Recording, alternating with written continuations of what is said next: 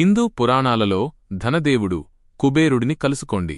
ఆయన దేవతల ఖజానాదారుడు, ప్రపంచంలోని బంగారం, రత్నాలు ఇంకా 9 నిధుల యొక్క కాపలాదారు.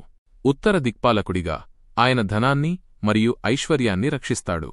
అలాగే ఆయన యక్షుల అధిపతి, ప్రకృతి శక్తుల రక్షకులు. ఒకవేళ శివుడి కృపకోసం కుబేరుడు 100 సంవత్సరాల తపస్సు చేసి ధనాధిపతిగా శివుడి వరం పొందాడు. కుబేరుడు మొదట లంకను పరిపాలించేవాడు, కాని తన సగభ్రాత రావణుని చేతిలో తమ్ముడుగా సింహాసనం కోల్పోయాడు. అనంతరం హిమాలయాల్లో అలకాపురిని నిర్మించాడు. ఒకప్పుడు గణేశుడు అతిగా భోజనం చేసి కుబేరుడి అహంకారాన్ని చెరిపేశాడు. ఈ రోజుల్లో ఆయన్ని లక్ష్మీదేవితో పాటు పూజిస్తారు. సంపద కోసం, శ్రేయస్సు కోసం కుబేరుడిని పూజించండి. కుబేర మంత్రాన్ని జపించండి. సంపద మీ ఇంటికి చేరుతుంది.